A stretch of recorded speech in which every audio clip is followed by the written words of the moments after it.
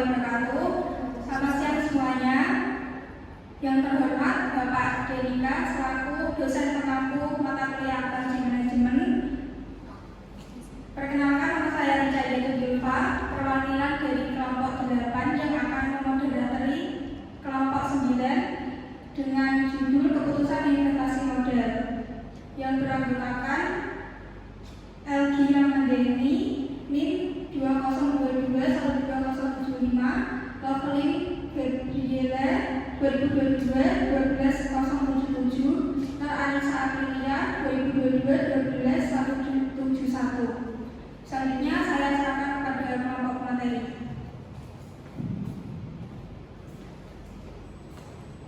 Oke, yang pertama kita harus tahu dulu ya apa itu pengertian dari investasi dari modal. Investasi diartikan sebagai penanaman modal perusahaan yang dapat dilakukan pada aktiva real ataupun aktiva finansial.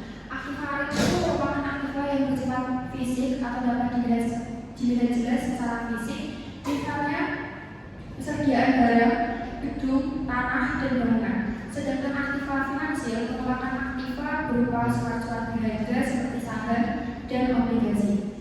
Sedangkan modal menunjukkan aktiva tetap yang digunakan untuk produksi atau seluruh harta dari penggunaan aktiva dan pasifa. Investasi modal digunakan untuk menjelaskan rencana manajer untuk mengeluarkan dana dalam jumlah besar untuk membiayai proyek-proyek yang memiliki implikasi jangka panjang. Investasi itu tidak hanya mencakup penanaman dana, tetapi pembelian barang dagangan dan peralatan merupakan investasi. Next. Dalam penganggaran modal atau capital budgeting, terdapat dua jenis proyek penganggaran modal, yaitu satu, proyek independen, yaitu proyek yang tidak berkaitan atau saling mempengaruhi dengan proyek lainnya. Kedua, proyek eksklusif, yaitu proyek yang saling berkaitan atau mempengaruhi proyek lainnya jika salah satu proyek diambil. Selanjutnya akan jelaskan bagian saya. Baik, selanjutnya adalah keputusan investasi modal atau capital budgeting.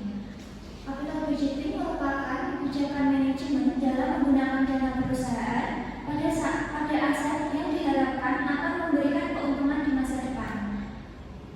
Keputusan investasi modal berkaitan dengan proses perencanaan, penetapan tujuan dan prioritas, pengaturan pendanaan, serta penggunaan kriteria tertentu untuk memilih aktiva jangka panjang.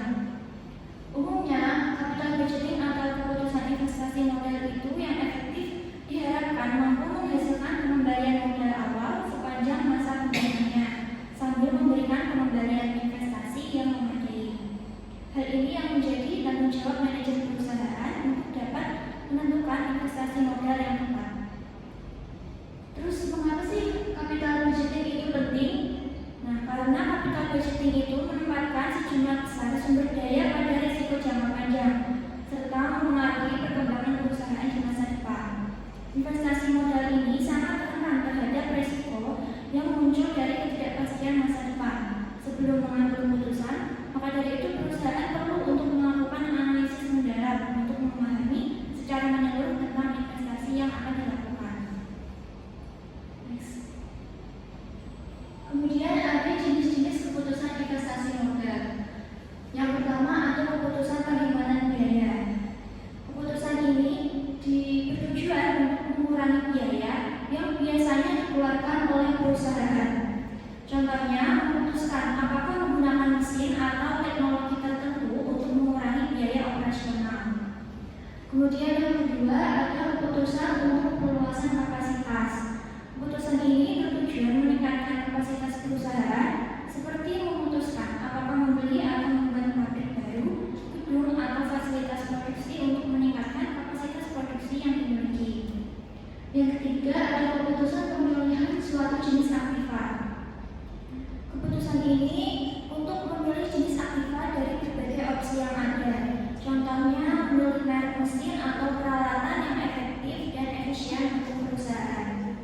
Kemudian yang keempat ada keputusan menyewa atau membeli suatu peralatan.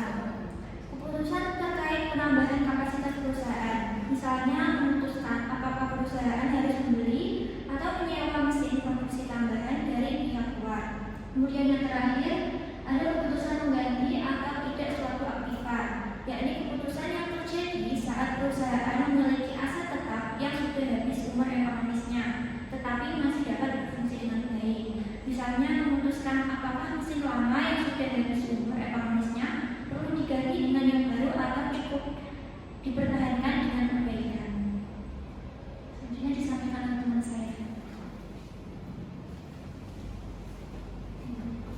Metode pendekatan pengambilan keputusan investasi modal yang pertama adalah model non-diskonto, mengabaikan nilai waktu dari uang. Yang kedua adalah model non-diskonto.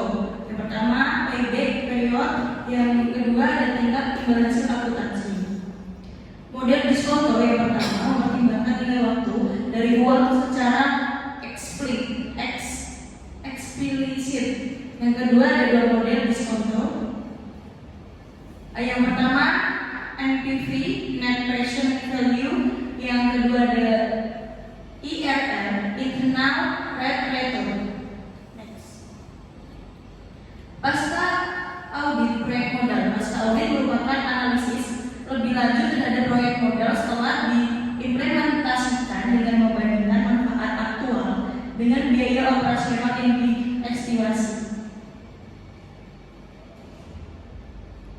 Selanjutnya, manfaat pasca audit. Perusahaan yang melakukan pasca audit terhadap proyek modal mendapat beberapa manfaat. Yang pertama, dengan mengevaluasi probabilitas pasca audit menjamin sumber daya digunakan secara bijaksana. Yang kedua, dampak terhadap perilaku manajer. Manajer melakukan perhitungan atas hasil pengembalian keputusan investasi modal, cenderung membuat keputusan untuk kepentingan terbaik perusahaan. Pasca audit menyediakan umpan balik kepada manajer yang dapat membantunya memperbaiki pengambilan keputusan di masa mendatang. Tetapi pasca audit memakan biaya yang cukup besar. Meskipun memberikan manfaat yang signifikan, pasca audit memiliki keterbatasan lain. Berikut saya serahkan kepada moderator.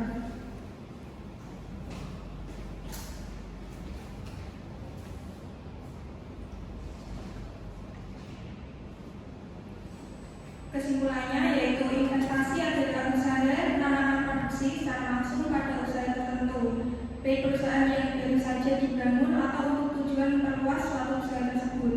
Berinvestasi memiliki beberapa tujuan, salah satunya adalah untuk memperoleh manfaat dan laba tambahan di kemudian hari dalam jangka waktu yang panjang, serta dapat memiliki manfaat dan keuangan seperti memperluas lapangan pekerjaan. Untuk melakukan investasi pada suatu usaha tertentu agar mencapai tujuan yang diinginkan, maka diperlukan adanya studi kelayakan usaha terhadap rencana investasi oleh pihak yang berkepentingan, baik secara langsung maupun tidak langsung. Studi investasi banyak mengandung ketidakpastian dan risiko. Contohnya adalah dalam penambahan kapasitas perusahaan, investasi modal dapat digolongkan menjadi dua, yaitu investasi aktif lancar dan investasi tidak lancar. Penggolongan tersebut didasarkan pada jangka waktu investasi tersebut. Misalnya, dalam aktiva tetap pengambilan akan diterima kembali secara keseluruhan dalam waktu yang ditentukan secara berangsur melalui beban keseluruhan dalam waktu yang ditentukan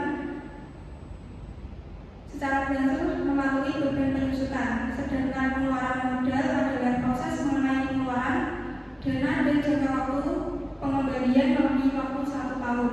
Misalnya, pembelian mesin-mesin baru, pembangunan